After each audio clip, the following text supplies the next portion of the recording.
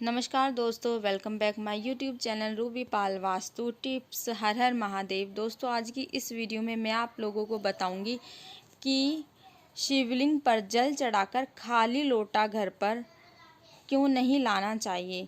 जितने भी शिव भक्त हैं सभी क्या करते हैं, शिवलिंग पर जल तो चढ़ाते ही हैं। तो हमें ये गलती होने से बचना है कि खाली लोटा हमें घर पर वापस नहीं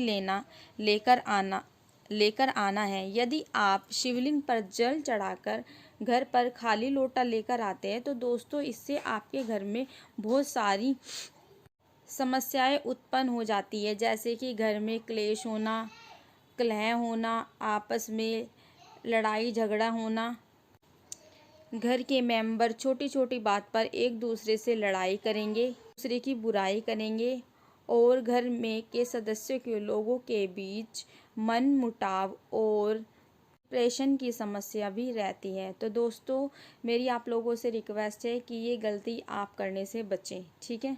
तो जब आप शिवलिंग पर जल अर्पित करते हैं, ठीक है, आपने जल अर्पित किया तो कई सारे लोग क्या है, जल अर्पित करके खाली लोटा ही वापस ले आते हैं। तो ये बिल्कुल गलत है, ऐसा नहीं करना चाहिए। ऐसा क्यों नहीं करना चाहिए?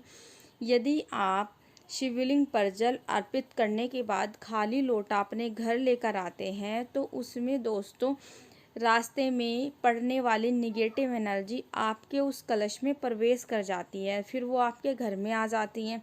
तो इससे क्या, घर में बहुत सारी समस्याएं उत्पन्न हो जाती है, जिससे क्या है, घर के सदस्य आपस में एक दूसरे में मन मुटाव करने लगते हैं, मन अशांत रहने लगता है, शांति घर में नहीं होती है।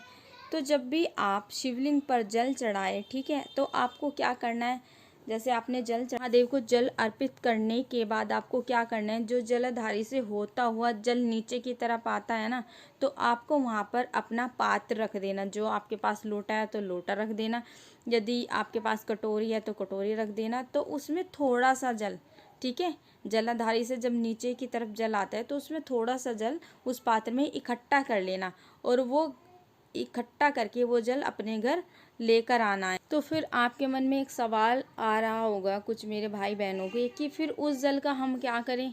तो उस जल का क्या करना है, आपको अपने घर में छिड़काव करना है, ठीक है, अपने पूरे घर में उस जल से छिड़काव कर देना। यदि आप ऐसा करते हैं, उस जल से छिड़काव करते हैं, तो आपके घर की जितनी भी निगेटिव एनर्जी है वो सब दूर हो जाएगी, वो सब खत्म हो जाएगी। फिर नंबर 1 फ़ायदा तो ये, नंबर 2 फ़ायदा क्या हो, अब आपके घर में जो है लक्ष्मी का वास होगा, ठीक है।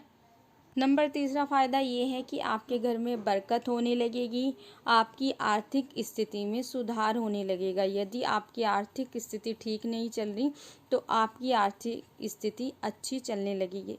तो ये थे इस जल के फ़ायदे।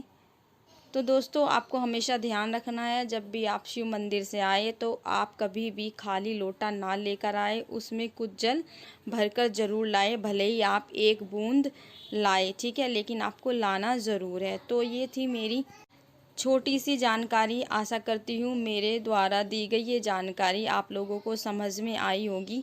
ये जानकारी मैंने पूज्य श्री महाराज की कथा से सुनी। मैंने सोचा चलो आप लोगों को ये शेयर कर देती हूँ, ताकि जिन लोगों को ये चीज़ नहीं पता है उन लोगों को ये चीज़ पता चल जाए और वो लोग ये गलती करने से बचें। तो दोस्तों, मिलते हैं आप लोगों से नेक्स्ट वीडियो में एक नए उपाय, एक नई जानकारी के साथ। तब तक हर हर महादेव।